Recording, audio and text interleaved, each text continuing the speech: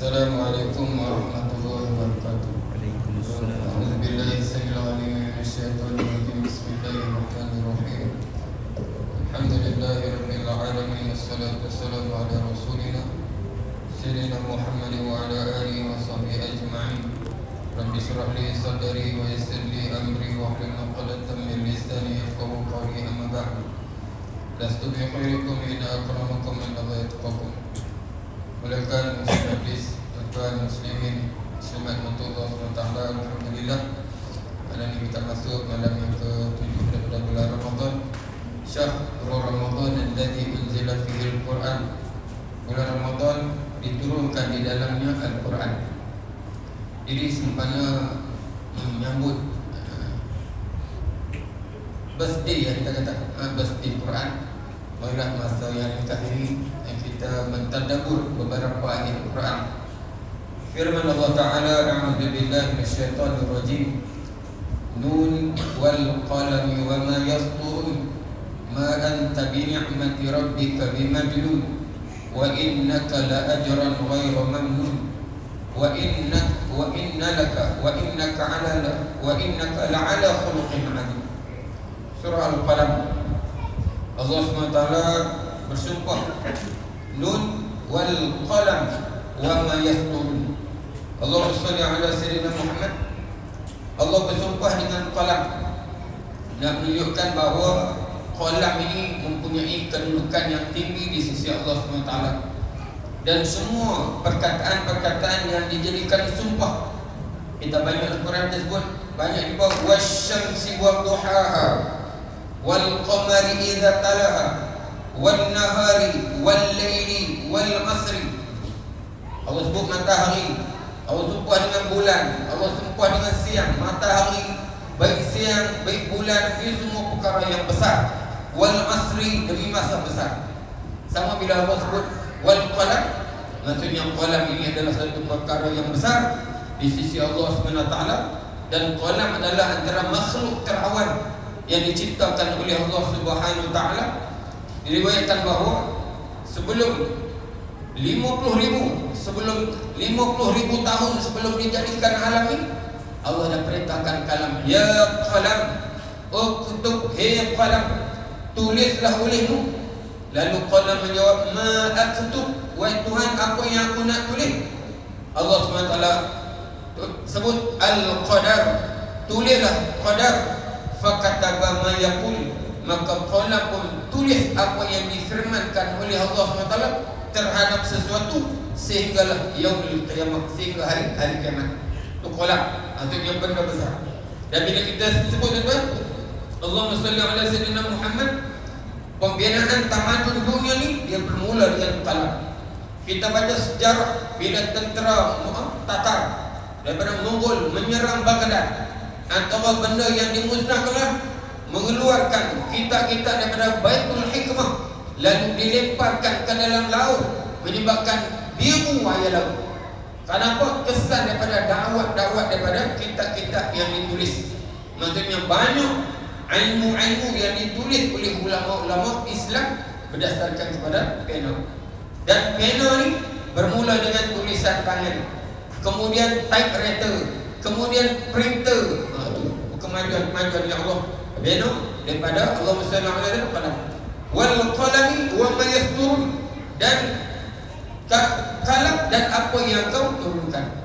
Maka bila Allah turunkan Quran ni, inna nahnu nazzalna, kami turunkan, inna anzalnahu fi lailatul qadr, kami turunkan padanya malam Al-Quran ni pada malam Al-Qadar. Inna nahnu nazzalna 'alaikal Qur'ana tanzila, kami turunkan pada kamu Muhammad Al-Quran secara tanzil, sedikit demi sedikit.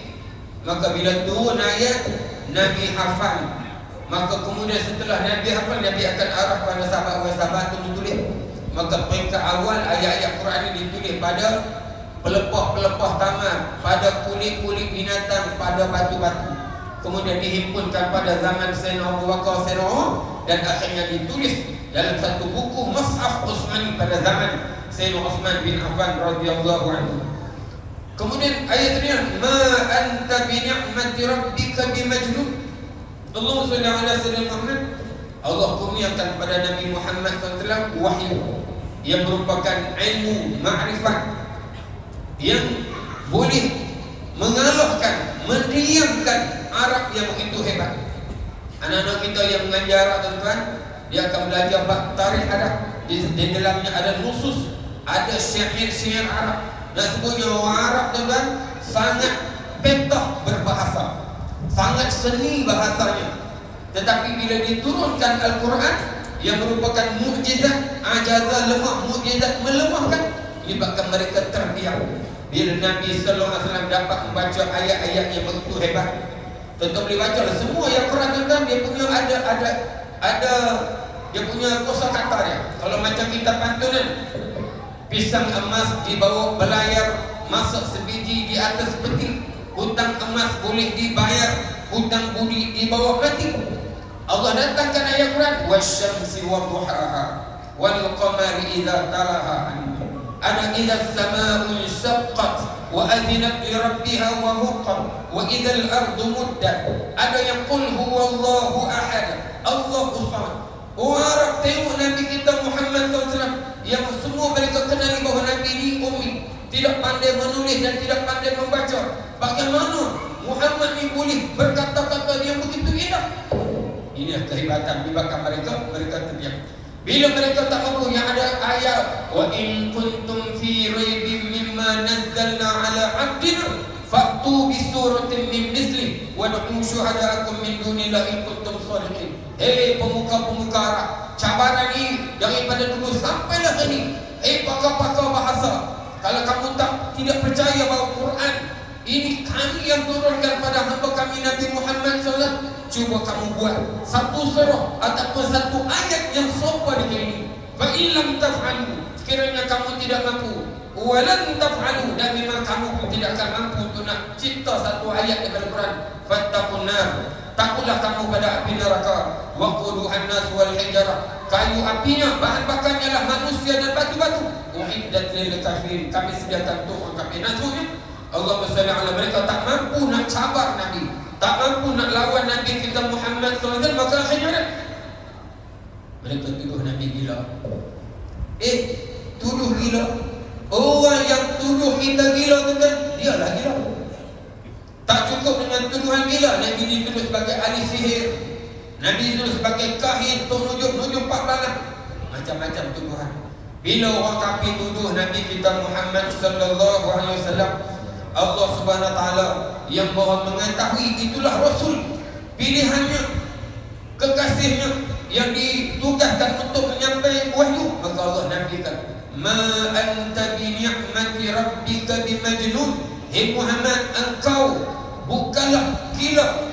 Engkau yang dilantik mempunyai nikmat ini bukanlah gila sebagaimana tuduhan mereka. Apa nikmatnya? Nikmat Nabi kita sallallahu alaihi wasallam ialah Allah lantik dia jadi Nabi. Allah lantik jadi Nabi yang diberikan wahyu kepada Nabi kita Muhammad sallallahu alaihi wasallam. Dan Nabi itu bila terima kitab ni, terima wahyu Nabi ajar. Apa hari ni ustaz-ustaz kita kata dia pergi atau kita di sini mudah mengajar tuan. Kalau tuan-tuan duduk belah di Dabung ni tuan-tuan nak pergi kuliah, ada ketika tempat kena naik sampan, ada ketika nak kena naik 4 wheel, ada tempat yang terpaksa pergi jalan mewah tuan-tuan, masuk dalam ladang sawit dan sebagainya, susah. Tapi ustaz-ustaz kita sana sanggup di Sabah lagi dahsyat. Bagaimana nak pergi satu tempat kuliah. Nabi kita kena mengajar masuk rata ke rumah kampung, keluar kampung, masuk pasar. Tapi akhirnya Nabi dihina, Nabi dipukul. Subhanallah.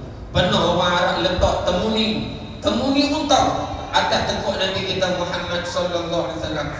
Kita duduk sampai ceramah ni tak ada lagi. Tak ada lagi orang terlebih kita, tak ada lagi orang pecah tayar kita. Kena tukar sudah. Lalu Allah Subhanahu wa taala nak hiburkan Nabi kita Muhammad sallallahu alaihi wasallam. Muhammad, engkau bukan ahli sihir, engkau bukan gila. Lalu Allah, wa innaka la ajran ghairu mamnun. Sesungguhnya Muhammad, engkau akan dapat pahala yang tidak putus-putus. Wa innalaka la ajran ghairu mamnun. Sesungguhnya bagi engkau Muhammad pahala yang tidak putus-putus. Bagaimana? Sebagai balasan menyampaikan ajaran Islam. Tak kira tentu tuan-tuan yang ada jadi ayah dan ibu ni ajar anak dapat pahala. Walaupun sepatah kita ajar anak. Siapa anak kita, siapa ajar anak kita? Dia semayang pahala dapat kita. Siapa ajar anak kita baca Quran kita? Dia baca Quran pahala dengan kita. Nanti dia kahwin, dia ajar anak dapat pahala tu sampai ke kita. Dia dapat cucu, pahala tu sampai ke kita sebenarnya. Manakah satu hari dia jadi ustaz, dia ada anak murid 1000 orang, 1000 tu pahala sampai kita. Maka ulama kata macam kita buat MLM direct selling, kita tajak. Daunan kita tu berapa lapis, semua tu naik kat kita. Ini sistem yang Nabi kita SAW sampai kat kita. Jadi hari ini bila Nabi kita hari itu Nabi sebut man dalla ila huda falu min al-ajri mislu fa'li. Siapa yang menunjuk kepada kebaikan, kepada petunjuk, dia akan dapat pahala sebagaimana orang yang dia buat tu. Allahumma salli ala sayyidina Muhammad. Maka patutnya Nabi tak minta kita pun hadiahkan pahala untuk dia. Kenapa? Tak perlu minta, tak perlu baca hadiah pun. Kenapa? Setiap yang kita buat ni akan sampai pada Nabi kita Muhammad sallallahu alaihi wasallam. Hari ini Nabi kata man sanna sunnatan hasanatan. Siapa yang menghidupkan sunnah aku yang ditinggalkan, maka dia akan dapat pahala. Apa dia sunnah tuan-tuan? Datang majlis semua. Ini sunnah Nabi kita Muhammad sallallahu alaihi wasallam. Kalau dah kita di masjid, masuk masjid tuan-tuan, semayang sunat tahiyat masjid tu sunnah. Kalau orang tuan-tuan masuk tu, kita buka pintu, bagi kunci, semayang pindah dulu. bagi peringatan. Sebab Nabi kata, idza dakhala ahadukum al-masjid fala tajlis hatta shalla rak'atan aw kama qala. Bila kamu seorang tu masuk ke dalam masjid, fala tajlis, Nabi kata, jangan kamu duduk sehingga semayang sunat tu. Orang semayang tak pandai semayang jenazah. Anda duduk satu tempat tuan-tuan. Bila ada kematian, mayang apa kan? Kawan sihat. Kita ajaklah kawan-kawan, jom tengok pergi semayang jenazah, ada kematian. Tak pandai Ustaz, tak pandai. Lalu mau ketika seorang pimpin dia baik, Ustaz, kita kena ajak orang kampung salat jenazah. Jadi satu malam, anak kita tuan-tuan, malam ni pasien yang balik ni, kita nak buat amali solat jenazah. Allahu Akbar, saja kesemayang atas jenazah, baca Fatihah. Allahu Akbar, selawat. Allahu Akbar, Allahumma firlahu. Allahu Akbar. Tak tahu baca? Tak payah baca. Assalamualaikum warahmatullahi wabarakatuh. Simpul, bodoh ni Ustaz. Minggu depan ada kematian. Jom semayang jenazah. Oh, tak boleh Ustaz, seluar semua pula. Kita apalah, sebenarnya kita ajar. Kita ajar orang tu nak laksanakan semayang. Baik.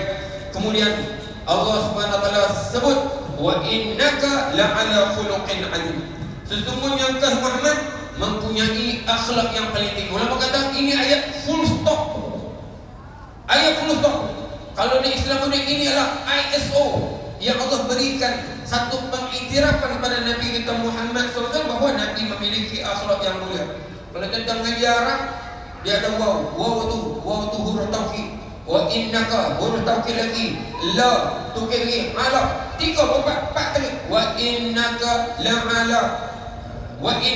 la'ala khuluqin azim. Sesungguhnya engkau Muhammad mempunyai akhlak yang sangat tinggi. Berarti orang kafir dulu lawan Nabi kita Muhammad sallallahu alaihi wasallam bukan kerana mereka tak kenal Nabi Muhammad sallallahu alaihi wasallam. Mereka yang gelar Nabi Al-Amin. Hatta kalau mereka nak pergi berdagang, duit maka barang-barang mereka letak boleh. Letakkan Nabi sebab apa? Nabi dipercayai. Tapi kenapa mereka lawan Nabi Muhammad sallallahu alaihi wasallam? Pernah satu ketika Abu Jahal sendiri pergi intai, dengar bacaan Nabi. Lalu orang kata, Allahumma salli ala sayyidina Muhammad. Betul. Abu Jahal, anak aku kenal anak belakang aku.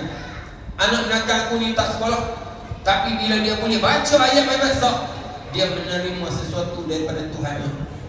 Habis tuan, kita kena sokong Muhammad. Oh, tak boleh. Lawan tak lawan dia kata. Sama lah satu ketika Salman Al-Farisi. Salman Al-Farisi baca dalam kitab dia tuan-tuan, akan datang dia. Satu hari dia pergi ke Madinah, dia kerja dengan seorang Yahudi. Ketika dia duduk atas pokok sawit, kurma orang bersama-sama, Tuhan dia kata, "Wei Salman, hantar ada seorang lelaki bawa main Madinah, dia kata dia Nabi." Lalu sama Tuhan, ada tanda dia? Ada. Habis tu kita boleh ikut dia? Mana boleh? Kalau ikut dia jatuhlah standard kita. Inilah tuan-tuan. Manusia ni dia lawan Nabi kita Muhammad SAW. Kenapa? Bukan kerana Nabi takut, tapi takut jatuh kedudukan dia. Takut hilang pangkat dia. Maka inilah tuan-tuan punca rosaknya dunia, kerana manusia tak mau tunduk pada kebenaran atas dasar kepentingan diri dia. Maka Nabi kita SAW terjemuhkan akhlaknya. Terjemuhkan akhlak yang terbunyi ini dalam kehidupan seharian. Allahumma salli ala sayyidina Muhammad. Bagaimana suatu ketika Nabi, orang pergi tanya isteri Nabi. Isteri Nabi Sayyidatina Aisyah radhiyallahu anha, ibu. Kita orang ni kalau ada isteri nak panggil ibu. Wa azwajuhu ummahatul mu'minin. Isteri-isteri Nabi adalah ibu pada orang beriman. Wahai ibu, kami dah tengok akhlak Rasulullah di pasar, kami tengok dia di pejabat, kami tengok dia di medan perang. Bagaimana akhlak Rasulullah di rumah? Kana khuluqu al-Quran. Ini juga akhlak wanita. Isteri kata kalau orang tanya mana? Kamu ustaz ni mana dia? Tak tahu, tak ada. Orang tua ni bukan tidur saja, kokek sana kau. Tanya sepatah jawab 50. Isteri Nabi kita Muhammad SAW tanya mana ni? Kami tengok Rasulullah ni. Kami tak tengok bagaimana Rasulullah ni mah. Pendek ya, saya terasa. Karena khuluqul Al-Quran ini juga satu contoh akhlak. Akhlak seorang isteri. Nabi kita SAW pernah satu ketika orang tarik pensel Nabi sampai melecah kulit Nabi. Lepas melecah, tuan, saya nak berat. Nabi bagi berat. Kalau kita ambil balik. Nabi kita SAW pernah pergi ke Taif. Orang kita pergi ceramah tuan-tuan tadi. Orang sedia ustaz dipanggil ustaz. Lepas ceramah ustaz duduk makan dulu. Orang layan. Nabi pergi ceramah tak ada layan. Nabi ceramah orang layan apa? Orang layan dengan batu. Luka darah Nabi sampai tu. Luka tuan-tuan orang balik batu. Lepas Nabi ceramah orang balik batu. Tak cukup lagi. Orang kata macam-macam pada Nabi. Datang turun malaikat Jibril dan malaikat Jabal. Ya Muhammad, boleh tak aku nak angkat batu ni, hampuk bukit ni, hampuk daripada pokok Taif. Kita lah. Kalau kita mana kan? Sadid, ni nak angkat bukit hampuk dan pokok ni. Sebabnya angkat hampuk je baik. Minta Nabi. Nabi tak, lah, jangan. Aku mengharapkan akan lahir pada anak cucu mereka yang beriman kepada Allah. Allahumma hdi qaumi fa innahu la yu'min. Nabi juga tuan-tuan sangat pemaaf. Tuan-tuan dengar kisah bapa saudara dia Wahsy yang bunuh bapa saudara dia. Kemudian bapa saudara dia dipotong hidup, dia kerat telinga. Allahumma salli ala zaman. Dan Nabi bilang, wallahi ya Abi, aku akan bunuh 70 orang kafir untuk bela atas kematian kamu. Tapi bila Nabi masuk ke Mekah, Wahsy masuk Islam, Hindun masuk Islam, Abu Sufyan masuk Islam. Nabi maafkan. Allah berhenti. Kita boleh tahu tuan-tuan, kita orang langgap pastu rumah kita 3 tahun tak jaga. Macam pastu tak tahu. Untuk minta kemen sikit lah. Ni bunuh pak sedara Allah. Jadi kesimpulannya tuan-tuan betul banyak kita nak sebut akhlak-akhlak Nabi yang terbaik. Jadi kita sebut tentang akhlak, kita nak jadi ayah yang baik, tirulah Nabi. Kita nak jadi suami yang baik, tirulah Nabi. Muslimat nak jadi isteri yang baik, tirulah isteri Nabi Muhammad SAW. Kita nak jadi pemimpin yang baik, tirulah Nabi kita Muhammad SAW. Namun seorang ulama munir Islam ni ada terlalu banyak alat-alat kasih sayang, alat-alat penyatuan, tapi aku lihat umatnya asyaddu tafarruqan, sangat kuat pecah belah.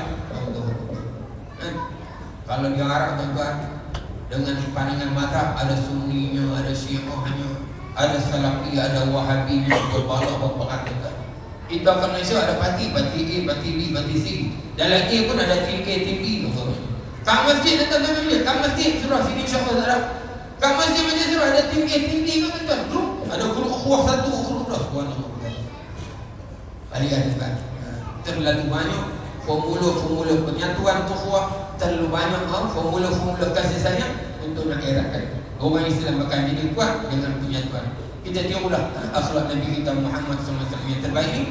InsyaAllah kita akan selamat dunia. Nabi adalah pemimpin dunia dan pemimpin akhirat. Turut Nabi selamat dunia, turut Nabi selamat di akhirat insyaAllah. Wallahu a'lam. Aku qawli hadza astaghfirullahaladzim li wa lakum wa lisairil muslimin wal muslimat.